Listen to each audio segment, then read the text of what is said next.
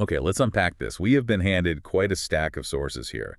And they take, well, what most people think of as a humble holiday staple, the cranberry, and really transform it into the centerpiece of this uh, global culinary and historical expedition. That's right. And our listener isn't just looking for a quick overview. They want the ultimate guide, really, a massive, in-depth tutorial. The definitive deep dive. Exactly. Our mission is deep. We're going way beyond just the sauce. We're diving right into Vaccinium macrocarpon, that's the large cranberry, and we're covering everything. The meticulous scientific classification, the secrets, you could say, of its contentious health claims. Always controversial health stuff. Always. And the Wow. intense requirements of global cultivation, which are pretty fascinating in themselves. And then the main event, this instruction-level breakdown of 23 unique cranberry preserve recipes, all inspired by the age of exploration. 23 unique culinary journeys. That's quite the undertaking. Yeah. And each one anchored by this remarkably tart berry. But I think, to really appreciate that versatility, we first have to understand the plant itself, its fundamental identity. Yeah. What exactly is a cranberry, scientifically speaking?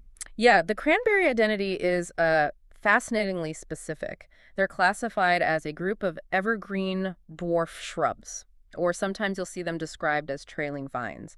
They belong to the subgenus Oxycoccus of the genus Vaccinium. Okay, dwarf shrubs or trailing vines. So visually. Visually, think low. Creeping shrubs or vines, they're rarely more than, say, 20 centimeters high. But don't let that fool you. They're hardy. They have these slender, kind of wiry stems that can stretch up to 2 meters long, just creeping across the surface of the bog. Wow, 2 meters. And the fruit itself, the berry. Well, the berry starts light green, like many fruits, but it develops that iconic deep red color only when it's fully ripe. Yeah. And its defining characteristic, the one that really anchors its whole culinary existence, is the taste. It's intensely acidic. Tart is an understatement sometimes. It really is. The tartness usually just completely overwhelms any trace of sweetness, which actually is precisely why it requires so much sugar when it's processed. That's definitely a point we'll need to come back to later in the nutrition section. Definitely. So this deep dive then, it's really a comprehensive mapping of the cranberry. We're going from the genetic level, the taxonomy, all the way through cultivation, health, history, and finally to some pretty advanced culinary application with these recipes. That's the plan, a full expedition. Let's start with the foundation then, the precise science of the berry. Sure. All right, let's get into the deep taxonomy here. When we talk scientific classification, where does the cranberry actually sit in the grand scheme of the plant kingdom? It occupies a pretty clear position. We place it within the Plantae kingdom naturally. Then it falls into these larger groups, the clades, tracheophytes, angiosperms, eudicots, and asterids. More specifically, its order is Ericaceae. That's the heath family, which includes things like heather and rhododendrons. Huh. Okay, makes sense. Yeah. And the genus is Vaccinium. Now, within that genus, we're specifically looking at the subgenus Vaccinium sub Oxycoccus. And I noticed the sources, they highlight a bit of a classification controversy right there regarding that subgenus, Oxycoccus. They do. It's a point of discussion among botanists. While most modern classification systems group cranberries under the broader Vaccinium genus, there's a significant number of botanists who argue that Oxycoccus is just so distinct. Distinct how? Mostly in its unique growth habit, that low trailing vine thing, and especially its flower structure. Distinct enough, they argue, that it should be elevated to a genus in its own right, separate from blueberries and the like. It reflects how different they really look and grow compared to their cousins. That distinction seems like a good bridge to the key species differentiation, particularly between what, say, someone in Europe calls a cranberry versus what someone in North America means. It's a really vital distinction for clarity, yeah. If you're in Britain and you say cranberry, you're usually talking about the native species there, which is Vaccinium oxycoccos. That's the common cranberry, or sometimes called the northern cranberry. Yeah. This species is widespread across the cool, temperate northern hemisphere. Its leaves are quite small, just 5 to 10 millimeters long, and crucially, they have an enrolled margin. The edge kind of curls under slightly. Like a little protective curl. Exactly. Probably a small defense against cold and maybe water loss in those boggy environments. And then the species that dominates commercially, Right. the one we mostly use here in North America and see globally. That would be Vaccinium macrocarpon. Macrocarpon meaning large fruit. It's often called the large cranberry, American cranberry, or sometimes even bearberry, though that name gets confusing. It's native to northern North America and down the eastern United States. And it's bigger overall. In pretty much every dimension, yeah. Its leaves are larger, about 10 to 20 millimeters long, and they're flat, no enrolled margin. The berries themselves are slightly larger too, and some people note they have a subtler flavor, maybe almost an apple-like hint underneath that intense acidity. Interesting. We also have a couple of other species mentioned in the sources, less common perhaps. Yes, worth noting, there's V. microcarpum, the small cranberry. It looks incredibly similar to V. oxycoccos, the European one, but botanists distinguish it by its more triangular leaves and hairless flower stems. It's a subtle difference. Very subtle. And then there's V. erythrocarpum, the southern mountain cranberry. This one's quite unique because it's actually a deciduous shrub. It loses its leaves in winter, and its growth habit is dramatically different, more upright. It's pretty much confined geographically to the southern Appalachian Mountains. So comparing the cranberry Oxycoccus to its more famous relatives, blueberries, bilberries, huckleberries are all vaccinium, but in a different subgenus, right? What's the key difference? That's right. They're in Vaccinium, subgenus Vaccinium. And structurally, they tend to grow on woodier, often taller shrubs, but the main, really defining difference is in the flower structure. The flower. Yes. Think about a blueberry flower. It's sort of bell-shaped, right? The petals curve inwards, enclosing the reproductive parts. Okay, yeah, like a little bell. The cranberry flower, however, has what botanists call reflexed petals. Reflexed petals. What does that look like for someone listening? Imagine the petals are folded sharply backward, almost like an umbrella that's been blown inside out by the wind. Ah, okay. You can picture that. This posture leaves the style, and stamens, think of them as the sort of neck and head of the flower's reproductive parts, fully exposed and pointing forward. It gives the flower this very distinct elongated shape. And this structural difference, this specific shape, leads us directly to where the name cranberry comes from. The etymology. Okay, let's transition there. How do we get the name cranberry? It's a wonderful example of, well, people just naming what they see. The name cranberry derived from the Middle Low German Cranbeer. Cranberry. Meaning cranberry.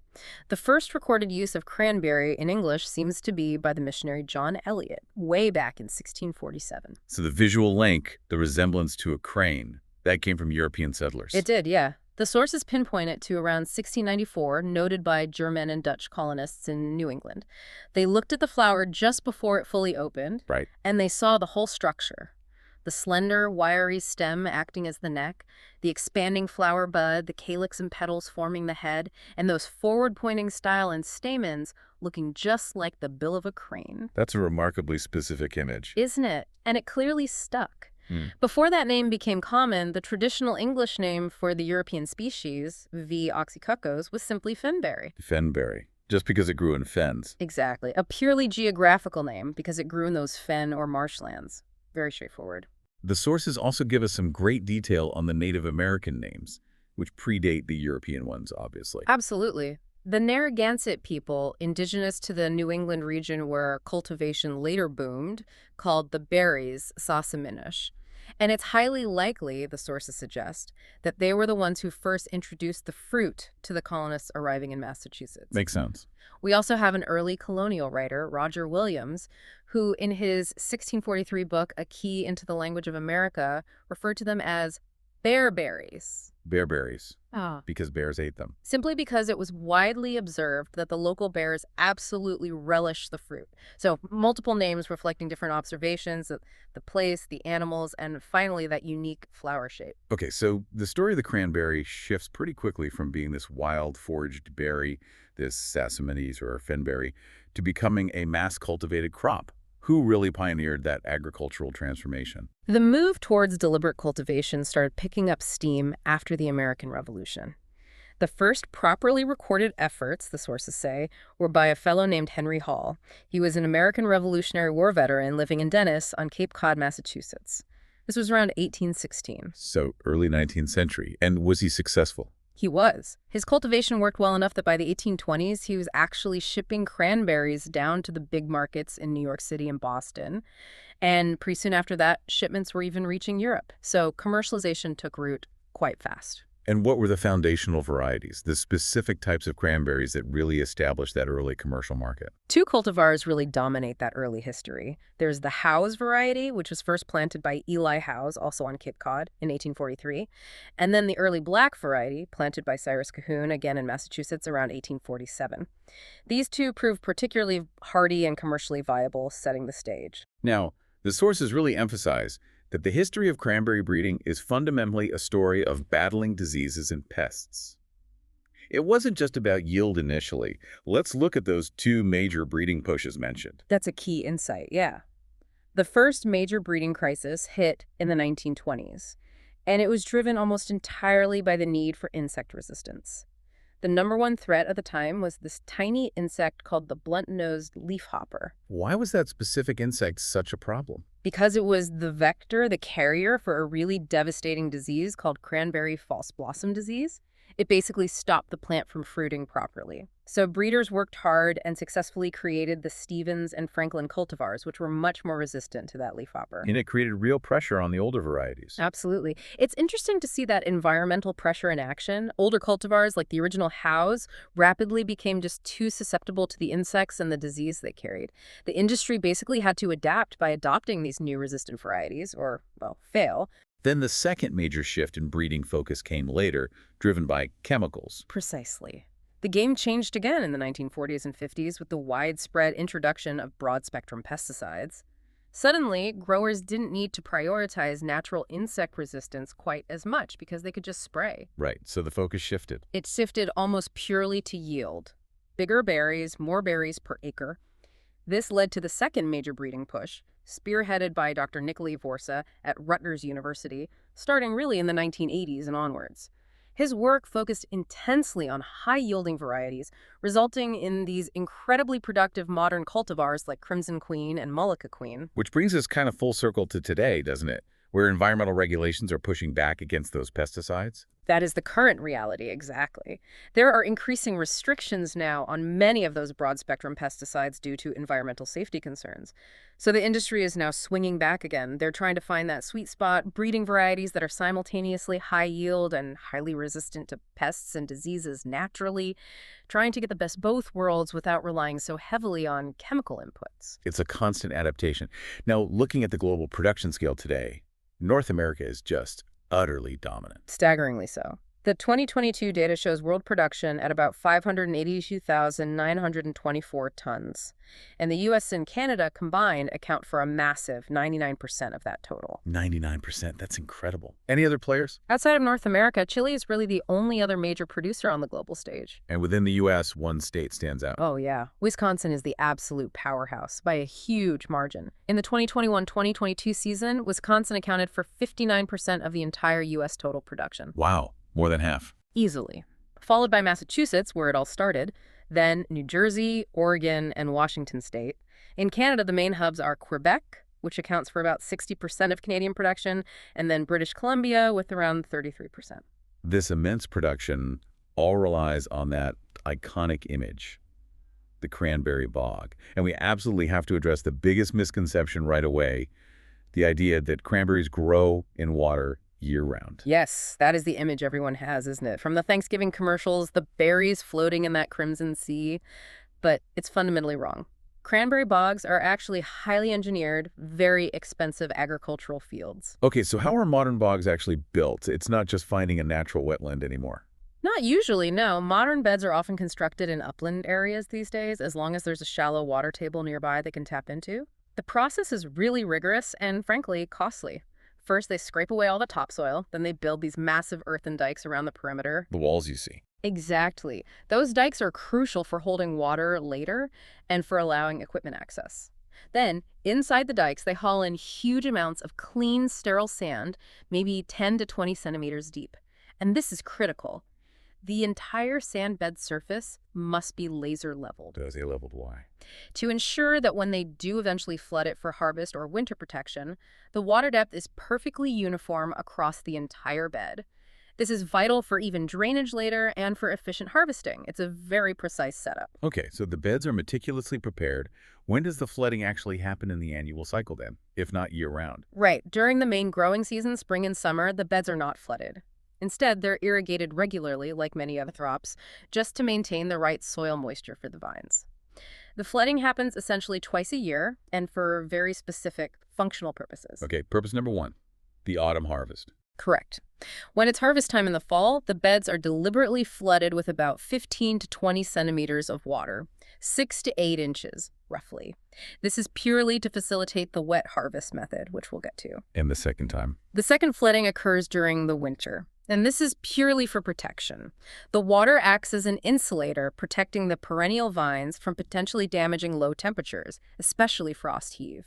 And in really cold climates, that water actually freezes. It does. In places like Wisconsin, parts of New England, Quebec, that winter flood deliberately freezes into a solid layer of ice over the vines.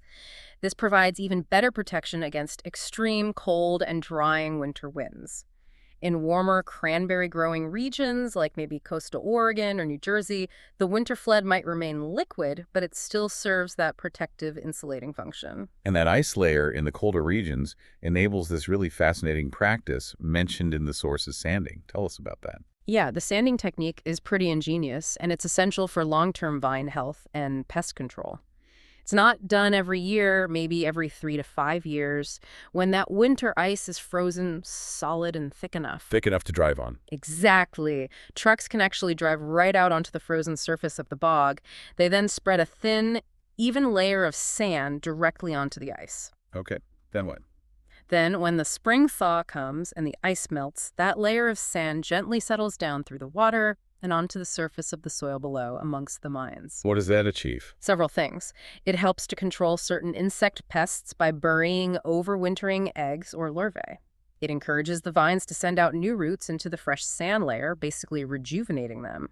And it helps cover up old plant debris. It's like a reset for the bog floor. This all sounds incredibly high maintenance, and you mentioned capital intensive earlier. It absolutely is. The sources really underscore the economic barrier to entry or expansion in cranberry growing.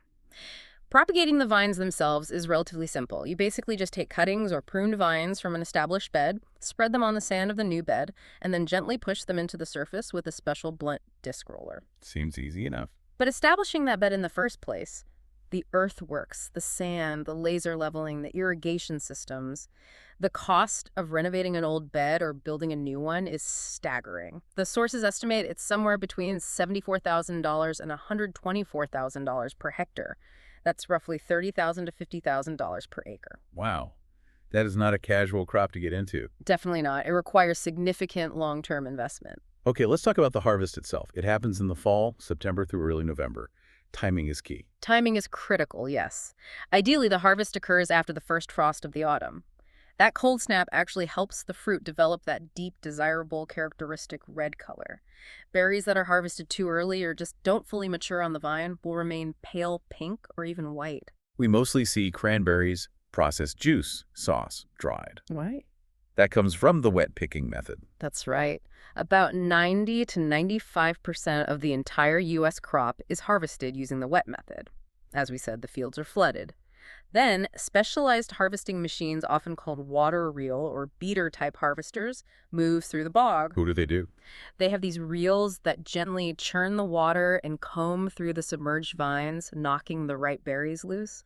Because cranberries have those 4 small air pockets inside them. Oh, that's why they float. Exactly. They pop right to the surface. Once they're floating, they're corralled using floating booms.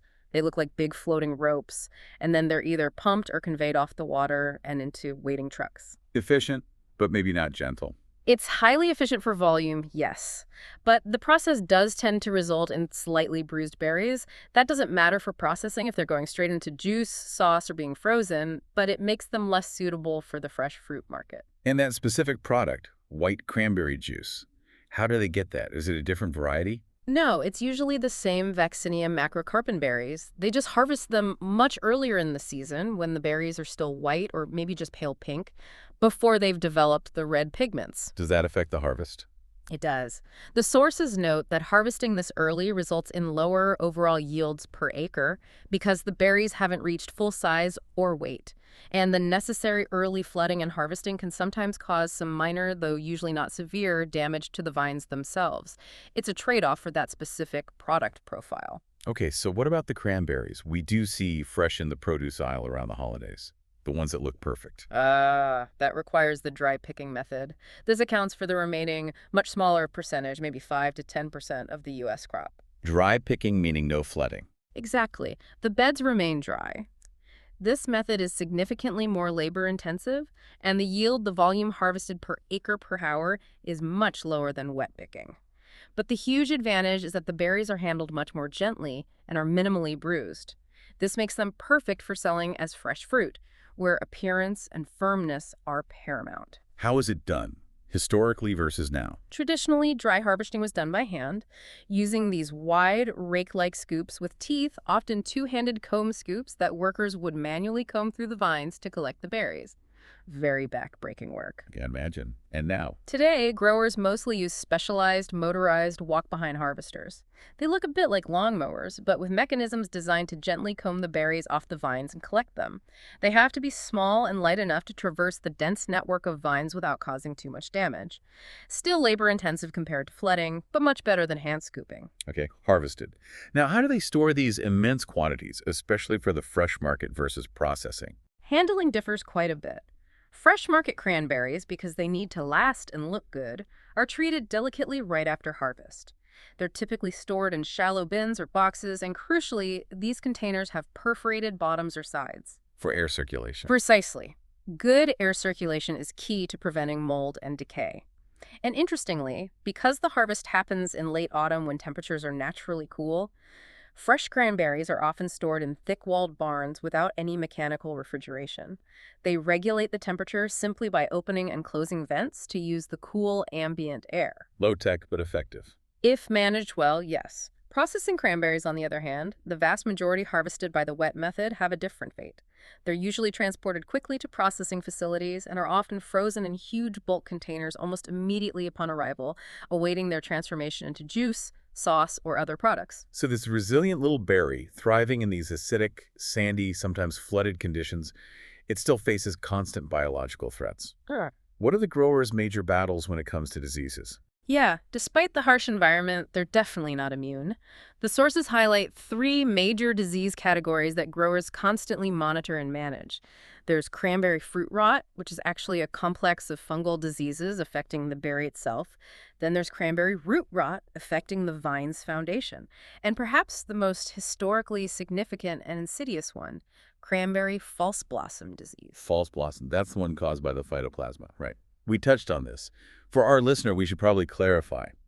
What exactly is a phytoplasma, and why is this particular disease so difficult to deal with? Right, good point. A phytoplasma isn't quite a bacterium, isn't quite a virus. It's a highly specialized type of, well, bacteria-like organism. A key thing is that, unlike typical bacteria, it completely lacks a rigid cell wall. And why does that matter? It makes it incredibly difficult to target with conventional antibacterial treatments, like antibiotics, which often work by disrupting cell wall formation. Furthermore, the phytoplasma lives inside the plant's nutrient-carrying tissue, the phloem. Deep inside the plant system. Exactly, and it's spread or vectored exclusively by that specific insect we mentioned earlier, the blunt-nosed leafhopper. So the leafhopper acts like a tiny flying syringe, injecting the phytoplasma as it feeds on the plant sap. And the false blossom name. It comes from the symptoms. The disease disrupts the plant's hormonal balance, causing the flowers to develop abnormally. They become misshapen, greenish, and sterile. They look like blossoms, but they're false. They can never actually produce fruit.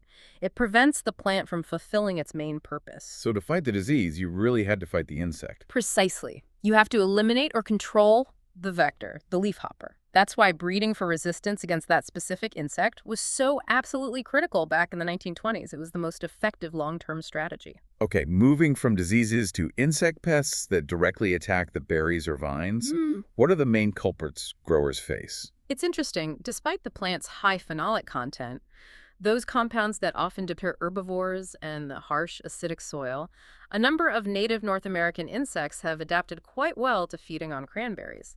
The sources list the top 4 direct pests, meaning the ones that primarily eat the fruit itself. Berry thieves. Pretty much. They are all larvae of moths, either leaf-rolling moths or snout moths. You've got the Sparganophis fruitworm, Sparganophis sulfuriana, the cranberry fruitworm, Acrobasis vaccini, the black-headed fireworm, Rhopoboda navana, and the spotted fireworm, Corstonura parallella. Fireworm sounds dramatic, but it refers to the damage their feeding causes to the foliage. And then there are other significant pests, including some invasive ones adding to the challenge. Yes. Besides the fruitworms and fireworms, and of course the blunt-nosed leafhopper, Limitedex vaccini, as the disease vector, growers also contend with things like the spongy moth, Lamantria dispar, which is an invasive defoliator. There's the cranberry tipworm, Dacinura oxycocana, the cranberry girdler, Chrysotuchia topiarius, the cranberry weevil, Anthnomus musculus, the red-headed flea beetle, Cystina frontalis, and another invasive troublemaker, the oriental beetle, Anomala orientalis, which is a type of scarab beetle whose grubs feed on the roots. Quite a rogues gallery. It is. And the central challenge facing growers now, as we mentioned with the breeding trends, is that the environmental bans or restrictions on some of the broad-spectrum pesticides are leading directly to resurgences of some of these pests that were previously considered secondary. It's creating a much more complex, integrated pest management puzzle for them to solve. Okay, let's pivot sharply now to the nutritional side of things. Looking at raw cranberries, say, a standard 100-gram serving, about a cup, they're relatively low in calories, right? They are, yes, about 46 kilocalories per 100 grams. Nutritionally, they're mostly water, about 87%, and carbohydrates, around 12%. There's negligible fat, 0.1 g, and protein, about 0.5 g. They do offer a decent amount of dietary fiber, about 3.6 grams, which is around 14% of the daily value, DV. And key micronutrients. Anything stand out? The two that reach moderate levels, defined here as providing more than 10% of the DV per 100 gram, are vitamin C providing 14 milligrams, which is 16% DV, and the mineral manganese at 0.36 milligrams, also 16% DV. What about other vitamins and minerals? They contain small amounts of others, like iron, magnesium, phosphorus, potassium, around 80 milligrams, and various B vitamins, but generally in quite low concentrations, not reaching that 10% DV threshold in a 100-gram serving of raw berries. And this seems like a huge but, based on the sources that nutritional profile changes dramatically once cranberries hit the processing plant, especially for dried cranberries and juice cocktails. This is an absolutely critical point for the listener to grasp, yes. Dried cranberries, the kind you buy in bags, often called craisins or similar, are commonly processed with a huge amount of added sugar, sometimes up to 10 times their natural sugar content to make them palatable. 10 times. It can be that high, yes. They essentially become candy. Moreover, the heat involved in the drying process typically eliminates most, if not all, of the vitamin C content, so you lose that key micronutrient benefit. And the juice, the cocktails. Similar story with sugar. Commercial cranberry juice cocktail, which is distinct from 100% cranberry juice, which is incredibly tart and rarely sold, is often very highly sweetened.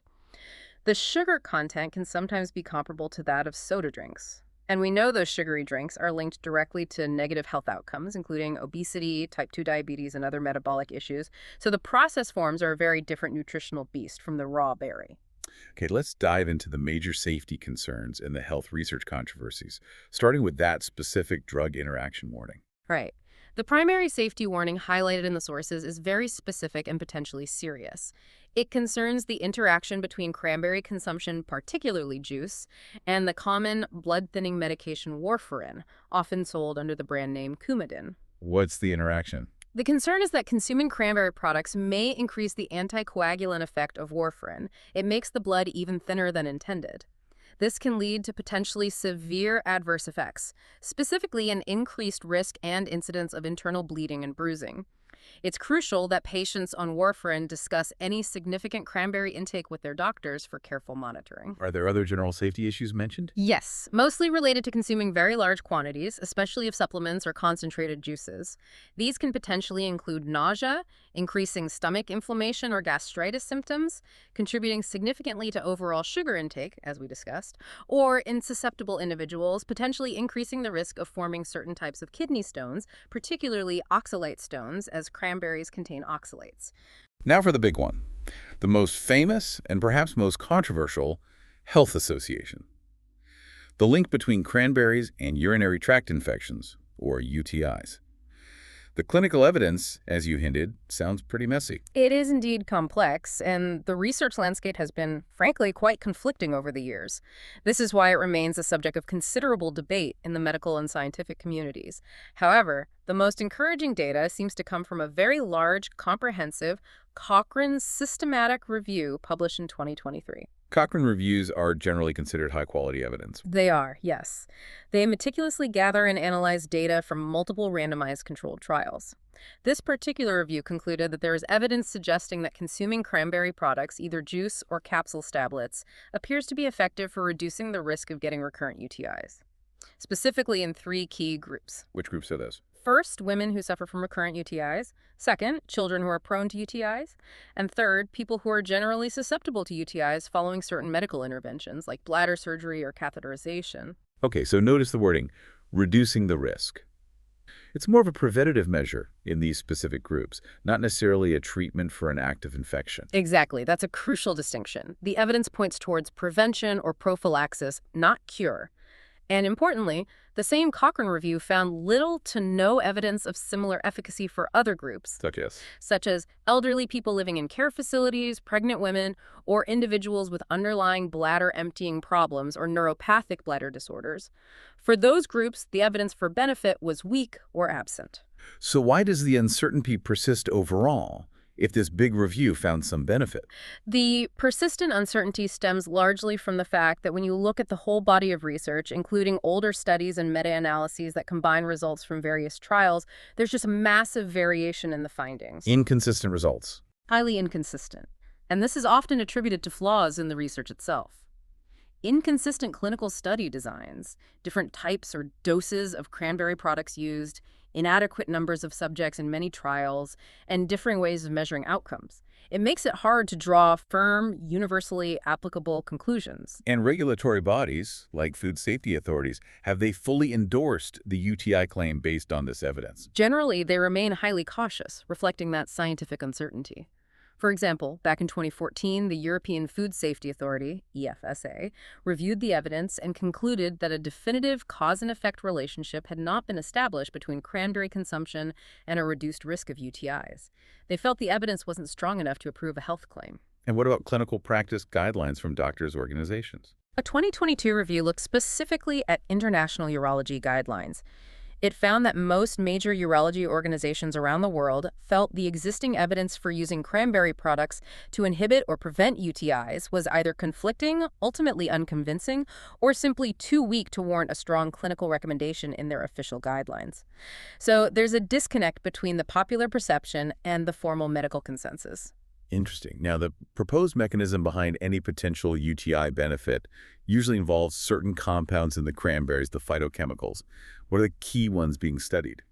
The focus is primarily on the rich array of polyphenols found in cranberries, especially a specific class called proanthocyanidins, or PAICs. Cranberries are particularly rich in a type known as A-type PAICs, which are structurally different from the B-type PAICs found in many other fruits. A-type PAICs. And what's the theory about how they might help with UTIs? The leading hypothesis is that these A-type PAICs have anti-adhesion properties. They're thought to interfere with the ability of certain bacteria, most notably E. coli, which causes most UTIs, to stick or adhere to the walls of the urinary tract, particularly the bladder lining. If the bacteria can't stick, they can't easily colonize and cause an infection, they're more likely to be flushed out with urine. Makes intuitive sense. Are other compounds studied too? Yes. Besides PAICs, cranberries also contain other potentially beneficial compounds like flavonols, such as quercetin and myricetin, and anthocyanins, which give the berries their red color. These compounds are the subject of broader research looking into their potential antioxidant and anti-inflammatory effects on the cardiovascular system, the immune system, and even in cancer prevention. And here's the crucial question again. Is there confirmation from human studies that simply eating cranberries or drinking the juice actually delivers these broader systemic health benefits, like fighting cancer or boosting immunity? That's where the evidence falls short, according to the sources. Crucially, no, there is currently no definitive confirmation from robust human clinical trials that consuming cranberry polyphenols provides proven, clinically significant anti-cancer, immune-boosting, or cardiovascular benefits in humans. Why not, if the compounds have potential in lab studies? The major limitation seems to be bioavailability. The human body appears to have poor absorption rates for many of these complex polyphenols, including the PASIGs, when consumed orally, and what little does get absorbed is often rapidly metabolized and excreted. So they just don't stick around long enough or get into the system effectively enough? That seems to be the current understanding. They might have effects locally in the digestive tract or potentially the urinary tract, but achieving high enough concentrations in the bloodstream and tissues to exert systemic effects like fighting cancer or significantly altering cardiovascular risk factors through diet alone appears highly limited. The potential seen in lab dishes in vitro just doesn't translate reliably to whole human bodies in vivo based on current evidence. Okay, that's a really important clarification. Are there other areas of health research mentioned, maybe less controversial ones? Yes, there are a couple of other interesting lines of inquiry. One involves looking at the potential dental health benefits. Specifically, certain high molecular weight compounds in cranberry juice stuff that's too large to be easily absorbed, called non-dialyzable material, are being studied for their potential to interfere with the formation of dental plaque by the bacterium Streptococcus mutans. The main culprit in tooth decay. Exactly. The idea is similar to the UTI mechanism preventing the bacteria from sticking effectively to the tooth surface. Research is ongoing there. Another area is kidney stone formation. Some components in cranberries are being investigated for potential effects on inhibiting the formation or growth of certain types of kidney stones, although this is complex because, as mentioned earlier, cranberries also contain oxalates, which can contribute to stone formation in some people. So that's still being teased out. Finally, on the health front, we need to address a major practical issue highlighted in the sources, especially relevant for anyone buying cranberry supplements: the difficulty in accurately quantifying those key A-type PCs. Yes, this is a massive headache for the supplement industry, for researchers, and ultimately a critical issue for you, the informed consumer trying to figure out what you're actually buying. The core problem is the lack of a single, universally accepted, standardized, and validated method for quantifying the amount of A-type PCs in a cranberry product. Why does the specific testing method matter so much? Don't they all measure PCs? They measure something, but different methods measure different things or the same things differently, leading to drastically inconsistent results and potentially misleading quality claims on labels. You have several methods in use. There's the European Pharmacopoeia EP method, there's liquid chromatography coupled with mass spectrometry, LCMS, and there's a widely used colorimetric method called the 4D-MSC method. Okay, what's the difference? Well, for instance, the 4D-MAC method is popular because it's relatively cheap and easy, but it primarily measures total proanthocyanidins. It doesn't easily distinguish between the potentially active A-type packs and the less active or inactive B-type packs. So a high reading on DMA doesn't necessarily mean a high level of the specific compounds linked to the anti-adhesion mechanism. I see. And the other methods? LCMS is much more precise and can distinguish between different types of packs, but it's significantly more expensive and requires specialized equipment and expertise. The EP method has its own specifics, so when you buy a commercial cranberry extract or supplement, the actual amount of active A-type packs can vary wildly. Depending on how they tested it and maybe even where the cranberries came from. Exactly. The quality varies due to the regional origin of the berries, their ripeness at harvest, the specific post-harvest processing and extraction methods used, and crucially, which quantification method the manufacturer chose to use or report. It makes it almost impossible for a consumer to compare products accurately or to be certain they're getting a clinically relevant dose of the potentially active compounds. It's a real challenge for quality control and consumer confidence. Okay, let's shift gears now into the history, economics, and marketing of the cranberry. Its history in North America obviously starts long before Henry Hall started cultivating that first bog on Cape Cod. How did Native American communities utilize the berry before European contact and early colonization?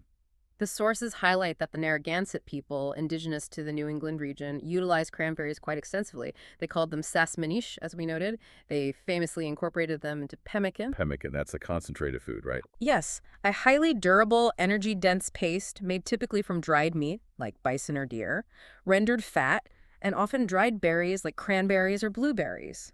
The acidity and preservative qualities of the cranberries would have been valuable here. And beyond food, the Narragansett also used the brilliant red juice of the cranberries as a dye for textiles and other materials. So food, preservation, and dye. Pretty versatile from the start.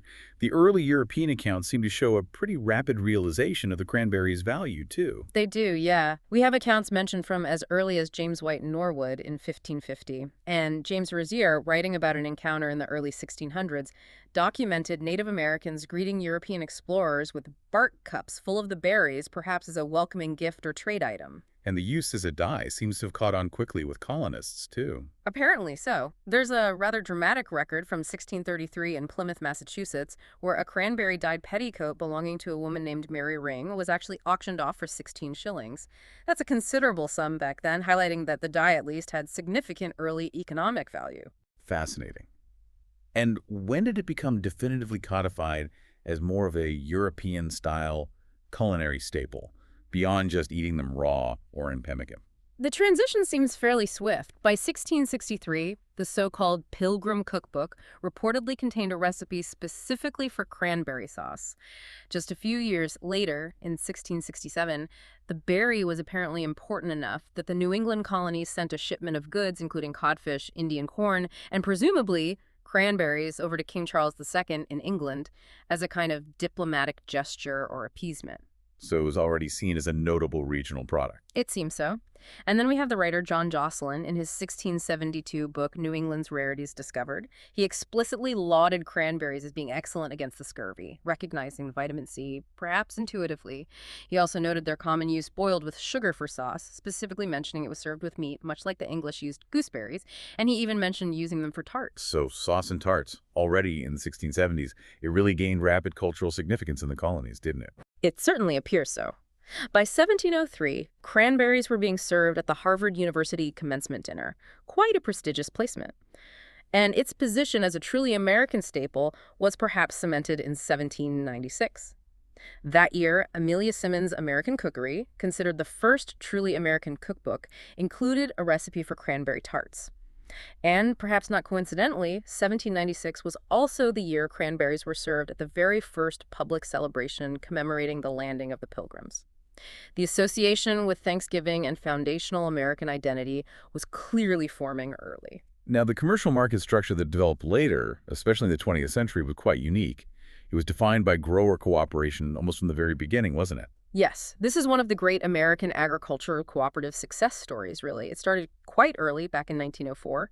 Two figures, John Gaynor and A.U. Cheney, organized cranberry growers in Wisconsin into the Wisconsin Cranberry Sales Company. What was their goal? The primary goal, quite revolutionary for the time in agriculture, was to achieve a stable, uniform price for their members' crops in what was historically a very volatile boom-and-bust market.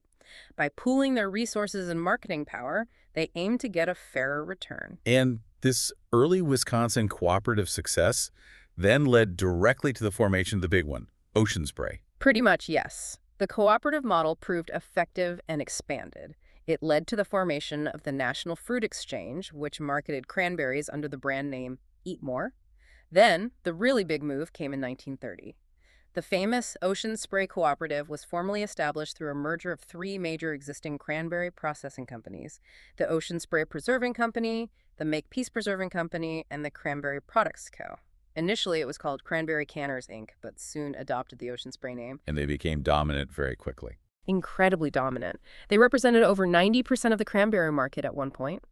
Crucially, as an agricultural cooperative, they operated under a specific exemption from U.S. antitrust laws, which allowed them to control such a large market share legally. Even as recently as 2006, the sources note Ocean Spray still controlled about 65% of the entire North American cranberry industry. But that seeming stability and market control was almost completely shattered by this massive, almost existential threat in 1959. Tell us about the Great Cranberry Scare. Ah, yes, the scare. This event fundamentally reshaped the industry's entire psychology and strategy. It happened just before Thanksgiving in 1959. On November 9th, Arthur Fleming, who was the U.S. Secretary of Health, Education, and Welfare at the time, made a dramatic public announcement. He stated that some batches of the 1959 cranberry crop, particularly those from Oregon and Washington, were found to be tainted with trace residues of a weed killer called aminotriazole. Aminotriazole. Why was that so alarming? Because laboratory tests had shown that this particular herbicide could cause thyroid tumors in rats when fed at high levels. Even though the levels found on the cranberries were minuscule, the announcement, combined with the cancer link and the timing right before the biggest cranberry consumption holiday, it created immediate panic. So the market just collapsed. Instantly and completely. Right. Supermarkets pulled cranberries from shelves, consumers refused to buy them. The market absolutely evaporated overnight. Growers lost millions of dollars. It was catastrophic. What was the lasting impact of that scare beyond the immediate financial hit? The impact was profound, both psychological and strategic. It taught the industry two absolutely crucial lessons. First, relying almost solely on that short, volatile holiday market season was incredibly dangerous, almost suicidal. Second, they had to be hypervigilant, extremely cautious about pesticide use and food safety perceptions. How did Ocean Spray respond strategically? Ocean Spray, as the dominant player, led the recovery. They reorganized and, most importantly, they embarked on a major strategy of product diversification. They needed to get cranberries consumed year-round, not just at Thanksgiving and Christmas. This led directly to the introduction of new, year-round staple products like cranberry juice cocktail and later the hugely successful cranberry apple and other juice blends. This diversification strategy worked brilliantly, leading to massive, steady growth for the industry throughout the 1980s and 90s. It fundamentally changed the cranberry's identity in the grocery aisle from just a seasonal sauce ingredient to a year-round beverage and snack staple. But even with that diversification, the market still faces these severe price swings, the boom and bust cycles. Oh yes, classic agricultural supply and demand issues persist, especially because cranberries are a perennial crop. Once vines are planted, they produce for decades, making supply adjustments slow. Prices peaked dramatically in 1996, reaching $65 per barrel, which is 100 pounds of cranberries. But then, growers responded to those high prices by planting more acres.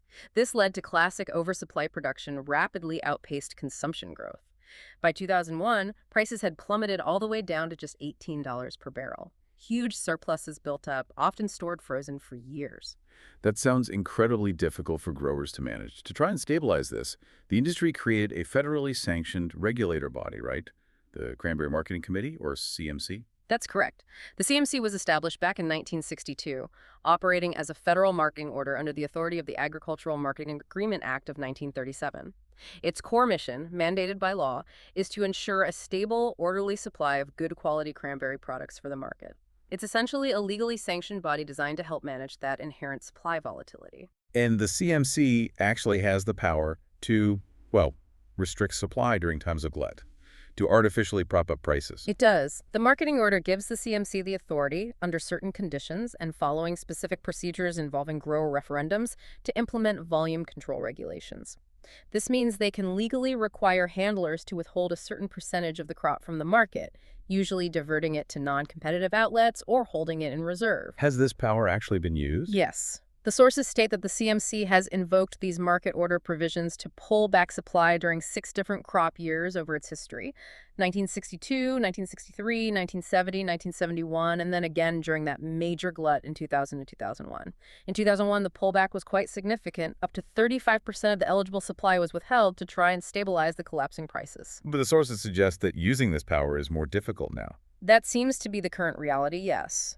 Even when domestic U.S. supply significantly exceeds demand, the political will among growers and handlers to invoke the volume control order is apparently quite low these days. Why is that? If prices are low. The main reason cited is the rise of significant Canadian production, particularly in Quebec and British Columbia.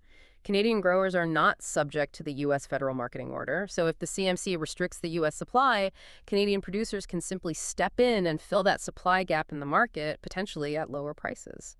The net effect could be penalizing American growers financially without actually stabilizing the overall North American or global price effectively. It's a classic problem of regulating only part of an integrated market. So if supply restriction is less feasible, what's the CMC's main focus now? Their modern mission has shifted much more towards demand expansion, less restriction, more promotion.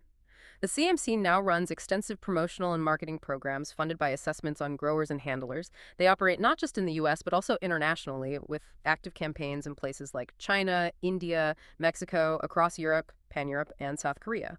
The goal is actively working to expand year-round global consumption of all forms of cranberry products, hoping to absorb the domestic supply and mitigate oversupply through exports. And looking at that global trade, the EU remains the single largest buyer of American cranberries. Based on the 2016 data cited, yes, the European Union as a bloc was the biggest importer, followed by Canada. Despite their own production, there's significant cross-border trade, then China, Mexico, and South Korea. But the China market faced disruption. It did. U.S. cranberry exports to China had been growing exponentially, really booming, reaching $36 million annually. But then the China-United States trade war erupted, leading to retaliatory tariffs and significant political pressure. Chinese businesses subsequently cut back drastically on ties with U.S. cranberry suppliers, forcing the industry to pivot its export strategy yet again. Just another example of the global market volatility they face. Okay, here is where, as you said earlier, it gets really interesting. We are now going to fulfill that promise of the Ultimate Cranberry tutorial. We're diving headfirst into this Age of Exploration preserve collection. We're moving decisively from the dry facts, the botany, the economics, into deep instructional-level culinary application. The brief is clear. We need to cover all 23 recipes, focusing on the historical flavor philosophy behind each one, and really explaining the specific preservation mechanics at play. Absolutely. This is the core of the deep dive, the hands-on tutorial part. And what makes the cranberry such a perfect vehicle for this is its unique, stable acidity. It acts as this incredibly reliable anchor, this preserved counterpoint for exploring global flavors. Each of these 23 preserves uses that cranberry base to represent a distinct historical culinary moment or region encountered during the Age of Exploration. We really need to look at the mechanism, the why and how of each preservation method. Okay, let's begin with Group A, starting on the Silk Road. Recipe number 1, cranberry star anise akar, inspired by Marco Polo's spice routes. What defines the akar method here? What's the mechanism? Right. Attar is essentially an oil-based pickle or relish, originating from South Asia, but influenced here by the Silk Road spice trade. The core mechanism is infusion in oil combined with intense spicing. The specific technique instruction here is crucial. You need to lightly score the 3 cups of fresh cranberries first. Scored them, like cut the skin slightly. Why? Exactly, just a little nick or cut on each berry. This is essential because it dramatically increases the surface area for the spices and the flavored oil to penetrate the berry. Otherwise, the thick skin resists infusion. Then, you heat the 1/4 cup of sesame oil until it's fragrant, not smoking, just aromatic. Into that hot oil, you bloom the 6 ground star anise and 3 tablespoons of Sichuan peppercorns, along with other spices, maybe like mustard seeds or chili if desired. Blooming the spices in oil, that releases their flavor. Precisely. Blooming means heating the spices briefly in fat. It unlocks their volatile essential oils, resulting in maximum flavor intensity hitting the cranberries. And the combination here is key. The star anise provides that distinctive warm licorice note, which maybe surprisingly complements the cranberry's tartness beautifully. And the Szechuan peppercorns, of course, add that unique numbing, tingling complexity, the mala sensation.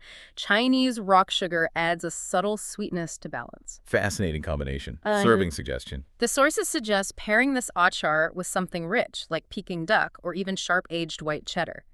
Nutritionally, it's noted as being quite high in sodium due to the pickling nature, around 420 milligrams per serving, but it does retain a good amount of vitamin C, maybe 24% DV, and you get those interesting essential oils from the spices. Okay, a very bold start. Now let's sail across the world to the Caribbean with Christopher Columbus as the inspiration for recipe 2. Cranberry plantain chutney. What's the method for this chutney? Chutney generally relies on cooking down fruit, often with sugar and vinegar and spices, to a thick, relish-like consistency. The key mechanism here is slow caramelization and balancing sweetness with heat and acidity. The absolute critical step is to slowly caramelize the 4 ripe plantains diced until they are deeply golden brown. Why slowly? Slow caramelization develops a much deeper, more complex natural sweetness from the plantain sugars, which is absolutely necessary to stand up to the sharp acidity of the 2½ cups of chopped cranberries. You need that intense sweetness as a counterpoint.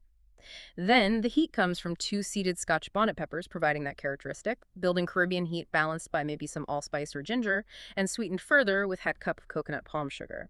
A splash of dark rum, 3 TBSP, adds that authentic island flavor. So the plantain does the heavy lifting on sweetness. It really does. It's a beautiful balance. Nutritionally, this one is noted as a bit of a powerhouse. High in vitamin C, around 31 per 2 DV, a good source of potassium, 385 milligrams, 11% DV from the plantain, and even some vitamin B6, 24% DV, the suggested pairing, perfect with jerk pork or spooned over simple cornbread. Sounds delicious. Mm. Okay, let's jump now to the Middle East, specifically Persia, drawing inspiration from Alexander the Great's conquest for recipe 5. Cranberry pomegranate conserve. What's a conserve exactly? A conserve is similar to a jam or preserve, but it's characterized by having whole pieces or large chunks of fruit, and sometimes nuts, suspended in the gel or syrup. The focus is as much on texture as it is on flavor. Okay, so texture is key. What's the method? The method here emphasizes that textural contrast. You need to toast some walnuts until they're golden brown and fragrant. That provides a crucial crunchy element. You use 1.5 cups of fresh pomegranate seeds, arils, which add little bursts of juice and texture, alongside 2 cups of quartered cranberries. The flavor sophistication comes from a couple of key Middle Eastern ingredients. Or a cup of raw honey for sweetness, 3 tablespoons of pomegranate molasses, which adds a really concentrated, complex tartness, and crucially, 2 tablespoons of rose water. Rose water. That adds. It adds this incredibly sophisticated floral aroma and subtle flavor that just screams Persian luxury. A few threads of saffron are also added, not just for their unique flavor, but for the beautiful golden hue they impart to the conserve. It should look jewel-like. Very evocative. And the nutritional highlight. It's noted as being high in vitamin C, around 36% DV, but also rich in specific polyphenols like punicolagens from the pomegranate and ellagic acid.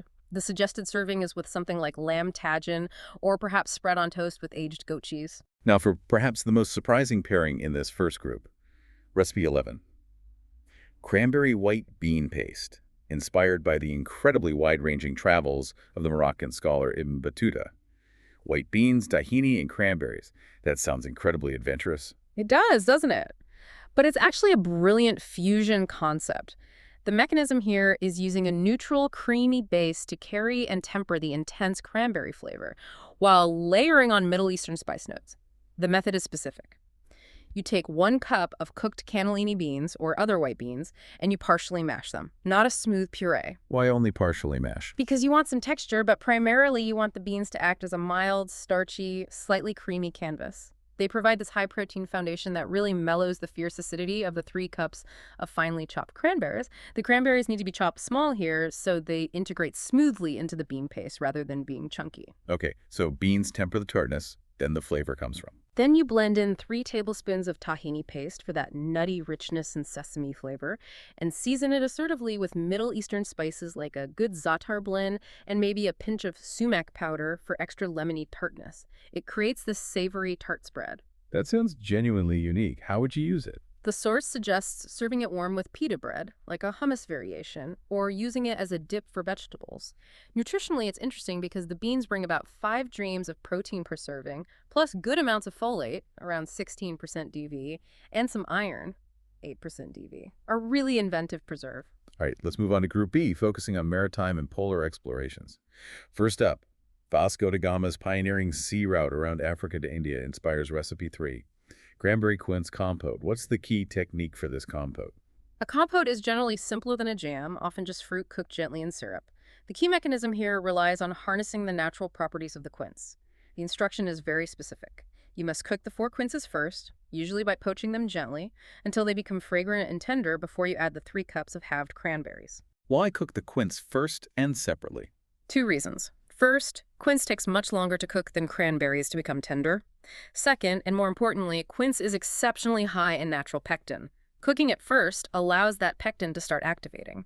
When you then add the cranberries and a bit of sweetener, like 3 TBSP honey, and maybe some liquid, like a Woodcup port wine for Portuguese authenticity, the quince's pectin naturally thickens the compote beautifully without needing to add commercial pectin or overcook the cranberry. So the quince is the thickener. Clever. Exactly. It also has this wonderful floral, almost perfumed character that harmonizes really nicely with the cranberry tartness and spices like cardamom. Nutritionally, it's highlighted for being high in vitamin C, 39% DV, and providing a good amount of fiber, 6G, 21% DV, largely thanks to that very high natural pectin content. Suggested pairing, aged manchego cheese, or use it as a filling for tarts. Okay, now for something completely different. Henry Hudson's Arctic expeditions inspire Recipe 4. Cranberry duck fat confit. Confit usually means meat, right? Yeah. How does this work with cranberries? Confit traditionally refers to preserving meat, especially duck or goose, by slowly cooking it in its own rendered fat. The mechanism here is applying that same principle, preservation by submersion in fat, at a precisely controlled low temperature to the cranberries. This is all about technique. What's the critical technique? The instruction is absolutely precise. You must heat the 3/4 cup of rendered duck fat to exactly 155 degrees Aperture, that's about 68 degrees C.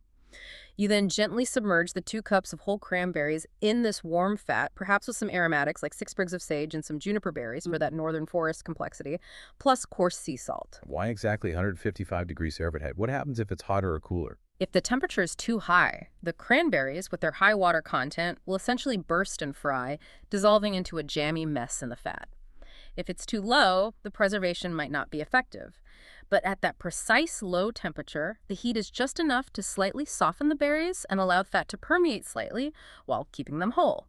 The fat then creates an airtight seal as it cools, preserving the berries for a potentially long time, crucial for Arctic survival provisions. It creates this incredibly luxurious, rich texture. Wow, that's fascinating. How would you even serve that? The source suggests serving it alongside rich game meats like venison or perhaps spread on dark rye bread. Nutritionally, as you'd expect, it's very high in fat. Total fat around 24 g, 31% DV per serving, with significant amounts of saturated fat, 40% DV, and monounsaturated fat, 13 g.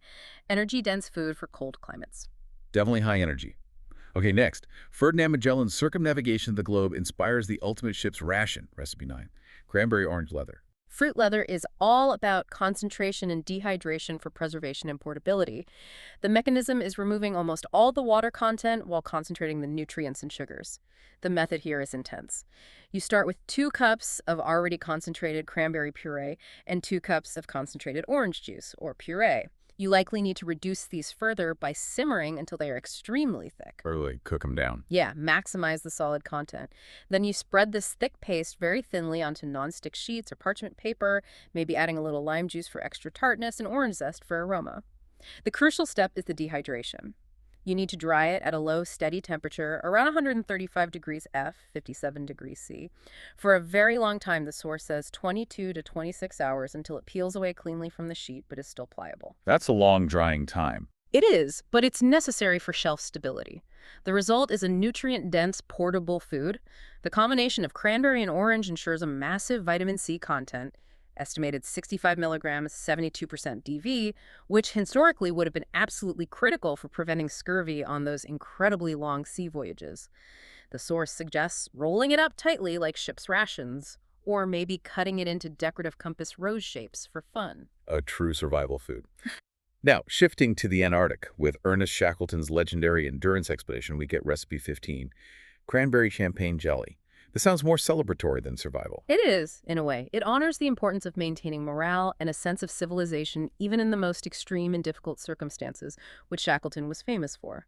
The mechanism here is creating a firm, clear jelly that captures a hint of elegance. How do you get champagne flavor into a jelly that needs cooking? That's the key technique. You start with 2 cups of cranberry juice, perhaps Arctic concentrated, as the source quaintly puts it, meaning very strong. You gently heat this juice with sugar and 4 tablespoons of liquid pectin to ensure a good set.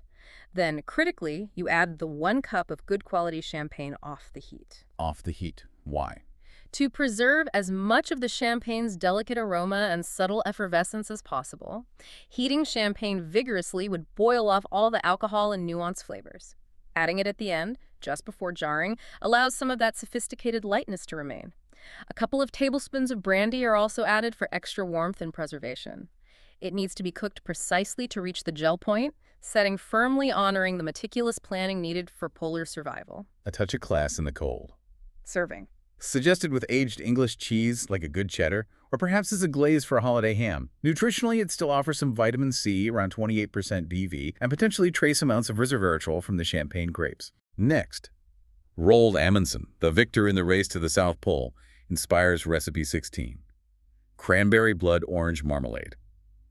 Amundsen was known for meticulous preparation. Does the recipe reflect that? It absolutely does. Marmalade making, especially getting the peel right, requires meticulous preparation. The key mechanism is properly preparing the citrus peel and achieving the right set. The method here demands precision, mirroring Amundsen's approach. You need to take 4 blood oranges using both the peel and the segmented fruit. The peel must be julienned very precisely into thin strips. Okay, precise cutting. Then what? Then, crucially, the julienned peel must be blanched multiple times. This means boiling it briefly in fresh water, then draining and repeating the process perhaps 2 or 3 times. Why the multiple blanching steps? This is essential to remove the bitterness from the pith, the white part under the skin, while softening the peel and helping it retain its vibrant blood orange color. If you don't blanch it enough, the marmalade will be bitter. Once the peel is prepped, it's cooked with the blood orange segments, 2 cups of chopped cranberries, sugar, and perhaps a Scandinavian touch, like 2 tablespoons of aquavit and some crushed cardamom pods. The natural pectin from the citrus helps it set. So the work is all in the peel prep. A huge part of it, yes. The result should balance the complex, berry-like notes of the blood orange with the cranberry's tartness. Blood oranges also contribute beneficial anthocyanins, the pigments, along with vitamin C, around 53% DV, suggested pairing. Norwegian flatbread, knekkebrud, or maybe even as a glaze for reindeer if you're feeling adventurous. Reindeer. Okay. Finally, in this maritime group, we have John Cabot, who explored the North Atlantic routes for England. His inspiration leads to recipe 22. Cranberry white wine vinegar. Making vinegar, that seems different. It is a different preservation technique entirely. The mechanism here is controlled 2-stage fermentation. Alcoholic followed by acetic. You're not just preserving the fruit, you're transforming it chemically. How does this work with cranberries? You start by crushing 4 cups of cranberries to release their juice and natural sugars. You then rely, at least initially, on the natural yeasts present on the fruit, or add wine yeast, to begin an alcoholic fermentation, converting the sugars into alcohol. This might be supplemented with 1 cup of a dry French white wine for complexity and volume. Okay, so first it becomes cranberry wine, essentially. In a basic sense, yes. Then, the crucial second stage begins. You introduce an acetic acid bacteria culture, often called a mother of vinegar, which you can get from existing raw vinegar. The source specifies 1 quart cup raw wine vinegar starter. These bacteria require oxygen, so the mixture is left exposed to air, covered with cheesecloth to keep flies out. The bacteria then consume the alcohol and convert it into acetic acid. Which is vinegar. How long does this take? It needs time. The source suggests aging it for 12 to 14 weeks, monitoring the development of acidity. You need to reach about 5% acetic acid for it to be stable vinegar. The French white wine adds a touch of refinement, elevating it beyond simple fruit scrap vinegar to something potentially artisanal. You might also add aromatics like shallots or rosemary during the aging. Fascinating process. And the result? A unique, tart, fruity vinegar. Besides the acetic acid, it might contain some beneficial probiotics from the fermentation process. It retains some vitamin C, around 17% DV, perfect for making vinaigrettes or using as a delicate finishing acid for fish dishes. All right, let's cross the Atlantic to Group C, focusing on the new continent and the frontier experience. First, Amerigo Vespucci, the explorer who gave his name to the Americas, inspires recipe 6. Cranberry ricotta curd. What's the mechanism of a fruit curd? A fruit curd is essentially a rich, creamy dessert spread or filling. The mechanism is an emulsion, typically stabilized by egg yolks, combining fruit juice, fat, usually butter, but here ricotta provides fat and body, sugar, and eggs. It's cooked gently to thicken. So, ricotta instead of butter. How does that work? It creates a slightly different texture and flavor profile, maybe a bit lighter, tangier. The method here starts by concentrating 1.5 cups of cranberry juice by simmering it until it's thick and the flavor is intense. Then the technique requires some finesse. You need to whisk 8 ounces of well-drained ricotta cheese until it's perfectly smooth, breaking up any graininess.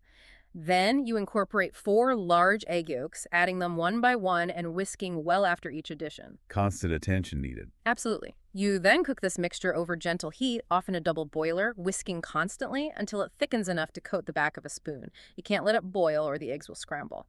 The ricotta provides this mild, slightly sweet, creamy Italian canvas that lets the concentrated cranberry tartness shine through. A splash of amaretto, 2 TBSP, adds an almond note. Sounds delicate. And nutritionally. The ricotta brings a good amount of calcium, around 185 milligrams, 19% DV, and some protein, 6G, alongside the fat, 18% DV. The source suggests using it to fill cannoli shells or serving it alongside fresh pears.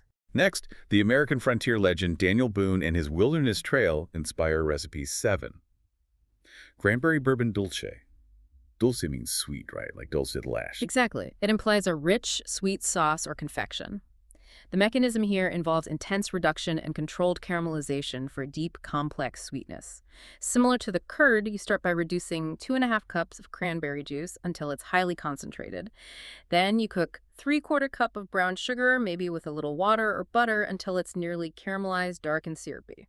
Nearly caramelized, not fully burned. Right, you want those deep caramel notes, but not bitterness. Then you combine the concentrated cranberry juice with this near caramel, perhaps add 1/4 cup of good Kentucky bourbon for that complex, oaky warmth and vanilla notes inherent in bourbon, and maybe a surprising twist, like a pinch of smoked paprika. Smoked paprika. Yeah. What? To add that evocative campfire character, nodding to the frontier theme, it bridges the practical need for preserved sweetness with a touch of rugged sophistication.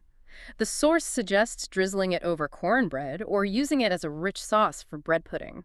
Nutritionally, it offers moderate antioxidants, mostly from the cranberry and maybe the brown sugar bourbon, and a little iron, 3% DV.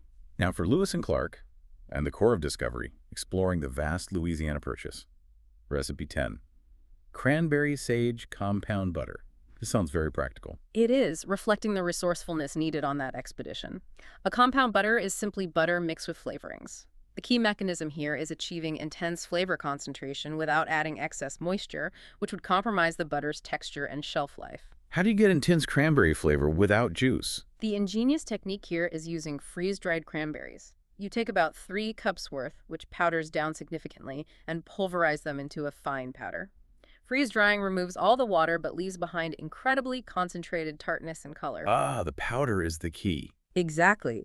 You then whip this intense cranberry powder into 6 tablespoons of softened, good-quality European-style butter, higher fat content is better, along with finely chopped fresh sage, 3 TBSP, a plant they would have encountered, and maybe another unique touch. Some toasted and finely ground wild rice. Wild rice and butter. Adds a subtle nutty flavor and texture and connects directly to indigenous ingredients they relied upon. The resulting compound butter is intensely flavored and shelf-stable for longer than if you used fresh berries or juice.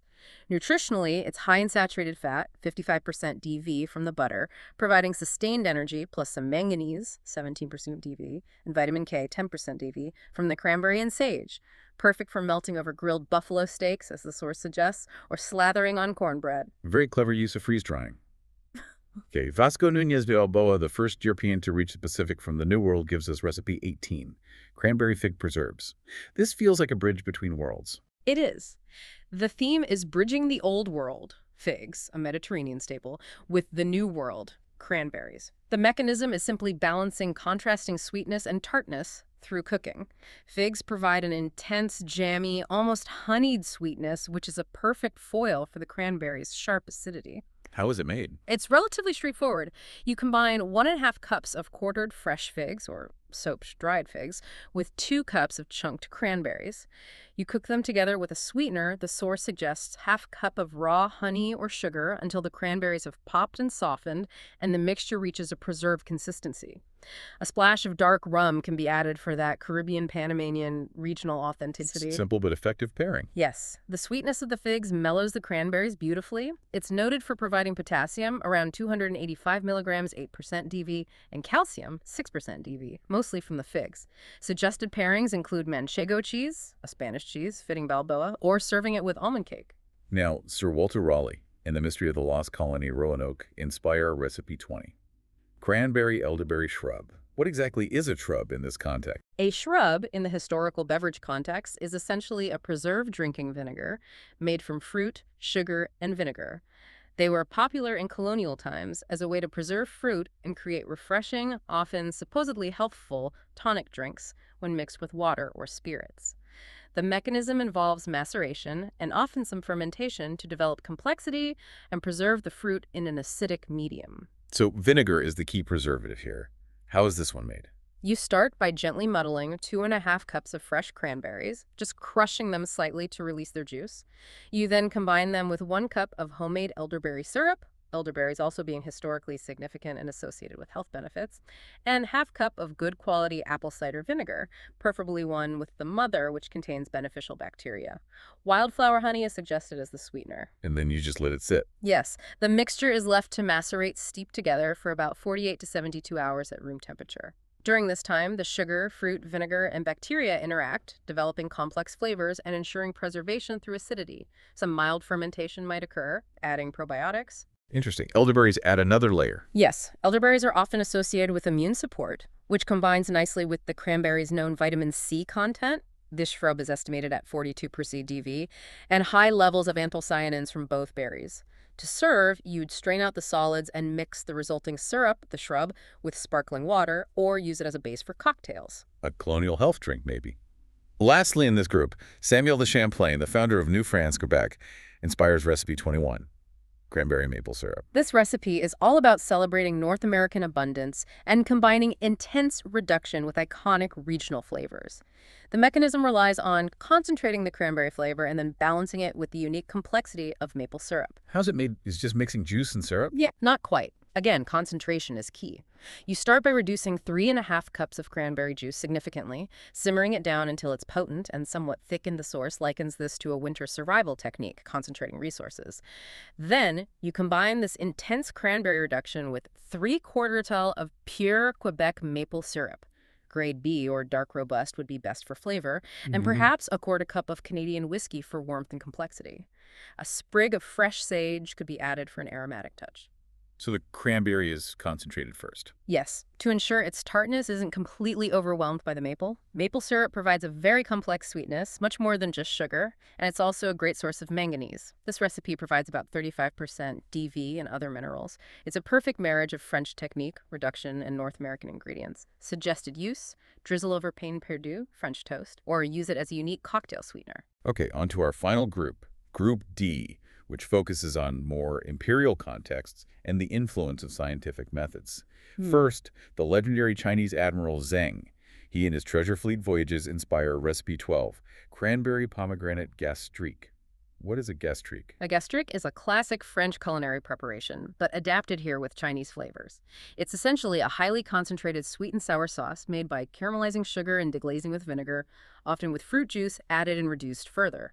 It's used as a potent flavoring agent, usually for savory dishes. The mechanism is intense flavor concentration in balancing sweetness, acidity, and complexity. So intense reduction again, like some others. What makes this one unique? The specific ingredients and the level of concentration. This recipe calls for imperial concentration, reducing 2 cups of cranberry juice and 1/2 cup of pomegranate juice until they are very thick and syrupy, worthy of the Ming Dynasty's powerful fleets. The acidity comes not from simple vinegar, but from 1 cup of Chinese black vinegar, which has a complex, malty, aged flavor. Shaxing wine, a Chinese cooking wine, is added for a fermented complexity, along with Chinese 5-spice powder. Black vinegar and 5-spice. Definitely distinct. Yes, it creates a sophisticated seasoning that bridges traditional Chinese flavors with the New World cranberry.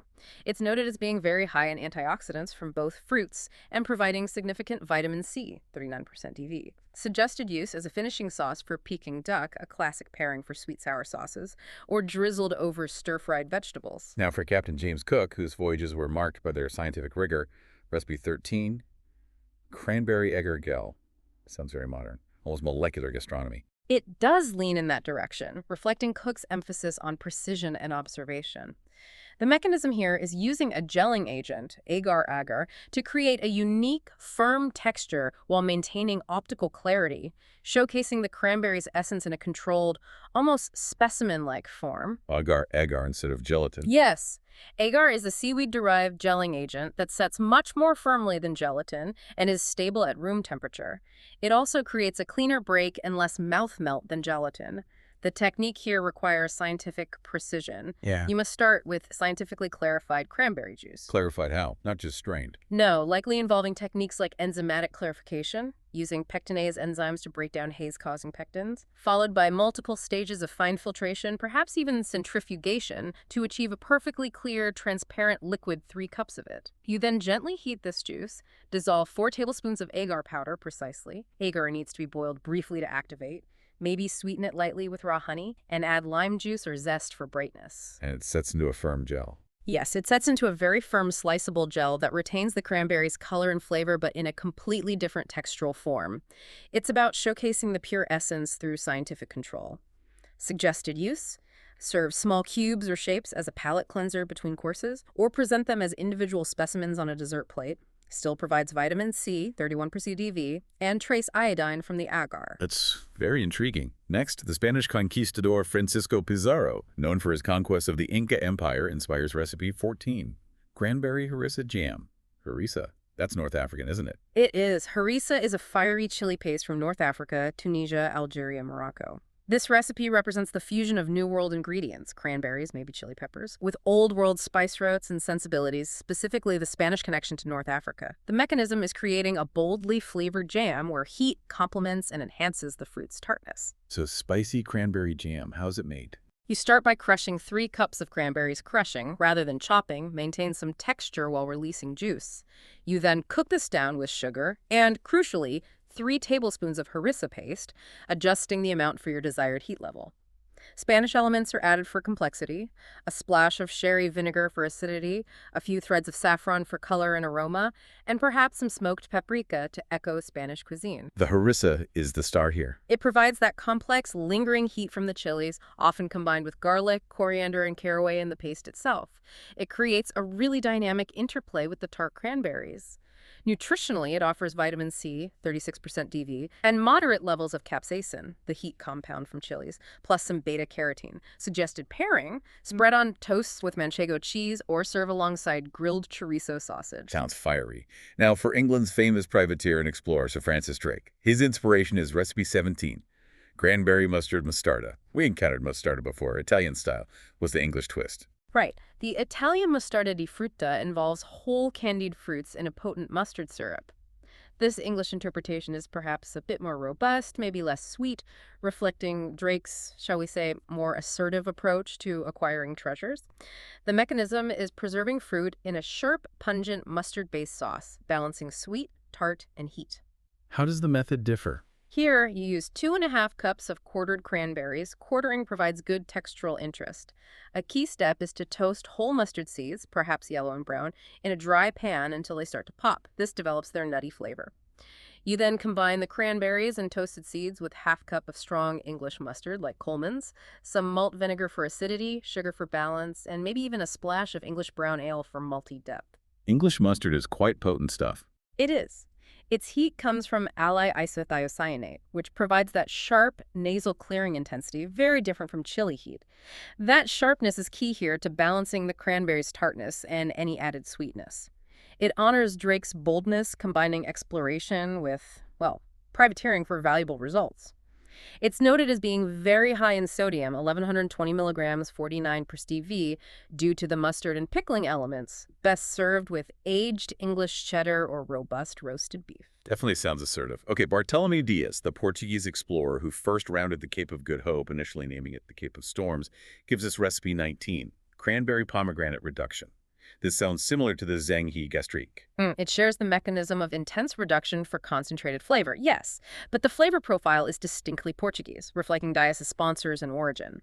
The theme is concentrating the essence, mirroring the intensity and difficulty of navigating those treacherous waters around the Cape. So what's a specific method and flavor profile? Again, you reduce 3 cups of cranberry juice, perhaps storm concentrated, as the source poetically puts it, and ½ cup of pomegranate juice until they flow thick like a syrup. But the balancing elements are Portuguese. Portuguese honey for sweetness, red wine vinegar for acidity, and crucially a splash of rich port wine, Portugal's signature fortified wine, for depth and complexity. Port wine makes it distinctly Portuguese. Absolutely. It creates the sophisticated harmony, honoring the navigational breakthrough that eventually connected the Atlantic and Indian Oceans. Like the gastrique, it's very high in antioxidants from the concentrated fruits and offers good vitamin C, 36% DV, suggested use. Drizzle sparingly over roasted lamb or use it as a finishing glaze for grilled sardines, another Portuguese staple. Excellent. And our final recipe, number 23. Cranberry vanilla bean syrup honors Francisco Vázquez de Coronado, the Spanish explorer who searched futilely for the legendary 7 golden cities of Civilla in what is now the American Southwest. This recipe plays beautifully on that theme of searching for gold but finding treasure elsewhere. The mechanism is creating a luxurious, richly flavored syrup where vanilla enhances the cranberry's brightness, symbolizing that the journey and the ingredients themselves are the real treasure. How's this luxuriousness achieved? You start, once again, by reducing 3.5 cups of cranberry juice until concentrated. Then the key is using real vanilla beans, 3 whole beans. You split them, scrape out the precious seeds, caviar, into the reducing juice, and then add the scraped pods themselves to infuse throughout the cooking process, maximizing that complex vanilla flavor, the legendary treasure. Real vanilla, not extra. Essential for that depth. Then, for added luxury and richness, a touch of heavy cream and a knob of butter might be whisked in at the very end, creating an almost caramel-like consistency. And for the ultimate golden cities touch, the source suggests garnishing with flakes of edible gold leaf. Edible gold, wow. It's purely symbolic, of course. The vanilla, specifically the compound vanillin, enhances the cranberry's bright notes beautifully. The syrup still provides some calcium, 2% DV from the cream butter. Suggested use: drizzle over Spanish flan, incorporate into coffee drinks like lattes, or serve over ice cream.